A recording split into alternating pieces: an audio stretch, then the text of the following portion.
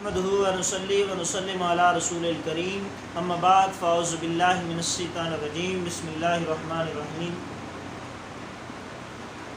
وقال الله تبارك وتعالى في الكلام المجيد والفرقان الحميد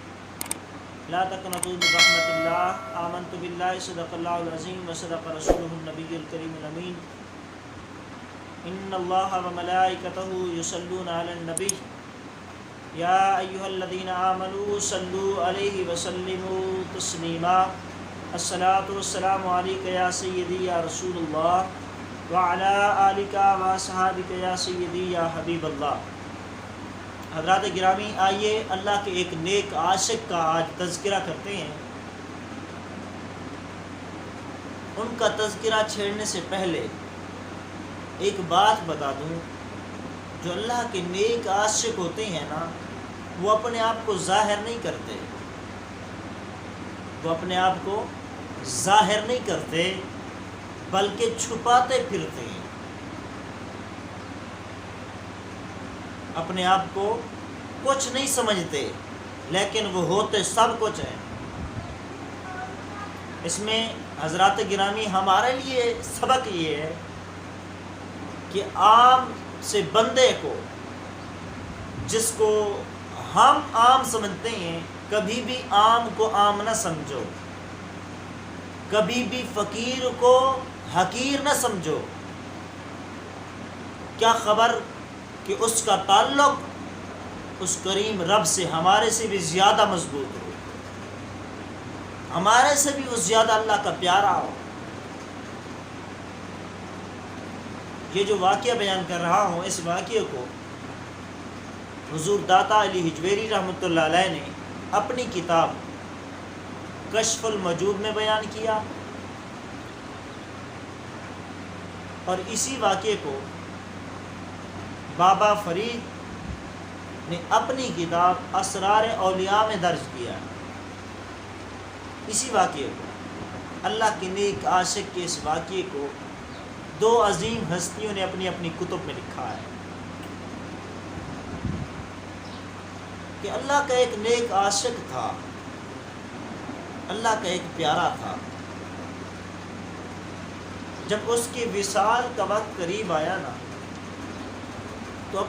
اس نے والدہ محترمہ کو بلایا اور بلا کر عرض کی، اماں جان، میری موت کا وقت قریب آ پہنچا ہے، میں تجھے 3 وصیتیں کرنا چاہتا ہوں، کیا اماں جان ان پر آپ عمل کر لیں گی؟ والدہ نے جب اپنے بیٹے کی حالت نزا کو، موت کے وقت کو قریب پایا، تو وعدہ کر بیٹھی کہ جو بھی بات کرو گے، جو بھی وصیت کرو گے، عمل کرو۔ تو بیٹے نے ماں کو بلا کر عرض کی، اماں جان، سب سے پہلی وصیت میری یہ ہے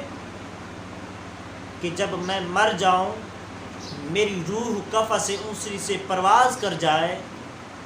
پہلی وصیت اماں جان یہ ہے کہ گھر سے کہیں سے رسی کا ایک ٹکڑا اٹھا لینا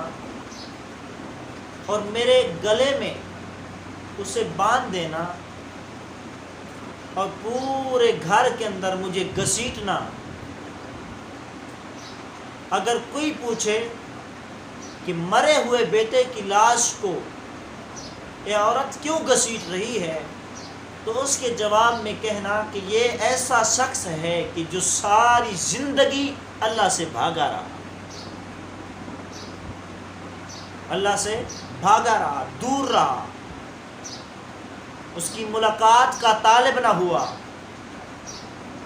اس نے ساری زندگی اس مولا کی طرف رجوع نہیں کیا۔ پہلی وصیت تو اماں جان یہ ہے۔ ماں نے کہا، بیٹا دوسری وصیت کیا ہے؟ عرض کی، اماں جان، دوسری وصیت یہ ہے کہ جب میں مر جاؤں، میری روح کفن سے انسری سے پرواز کر جائے، اماں جان، دوسری میری وصیت یہ ہے کہ میرا جنازہ رات کو اٹھانا، تاکہ کوئی شخص یہ طعنہ نہ دے کہ گنہگار کا جنازہ جا رہا ہے۔ چھپکے سے اٹھانا، رات کو اٹھوانا۔ ماں نے کہا بیٹا یہ 2 وصیتیں ہو گئیں، تیسری وصیت بیٹا بتا۔ بیٹے نے کہا اماں جان تیسری میری وصیت یہ ہے کہ جب میں مر جاؤں لوگ مجھے قبر کے اندر دفنا کے واپس پلٹ کے آ جائیں تو آپ میری قبر پہ آ جانا، چند لمحے کے لیے ٹھہر جانا۔ ماں تو نیک ہے، کیا خبر کہ تیرے ان پاک قدموں کے صدقے، قدمین کے صدقے اللہ رب العزت مجھ گناہگار کی بخشش کر دے اور میرا عذاب قبر میں تخفیف کر دے۔ جب یہ 3 وصیتیں وہ اللہ کا نیک عاشق کر چکا، روح کفا سے اونسری سے پرواز کر گئی، جان نکل گئی۔ جب جان نکل گئی، روح کفا سے اونسری سے پرواز کر گئی، ماں نے پہلی وصیت پر عمل کرنے کے لیے آمادہ ہوئی، تیار ہوئی کہ بیٹے کی پہلی وصیت جو تھی اس پر عمل کرو۔ تڑپتی مامتا کے ساتھ، کانپتے جسم کے ساتھ، کانپتے ہوئے ہاتھوں کے ساتھ گئی، گھر میں سے ایک رسی اٹھا کر لے آئی، پھندا بنا کر اپنے بیٹے کے گلے میں ڈالا۔ جیسے ہی ڈالنے کا ابھی ارادہ کیا تھا، ڈالا بھی نہیں، ابھی ارادہ کیا تھا، تو عالم غیب سے آواز آئی، اے عورت تجھے کیا خبر، جس میرے نیک عاشق کے گلے میں تو پھندا ڈال رہی ہے، رسی کا پھندا ڈال رہی ہے، تجھے کیا خبر کہ اس کی روح کا 70,000 فرشتوں کے جھرمٹ میں جبریل امین استقبال کر رہی ہے۔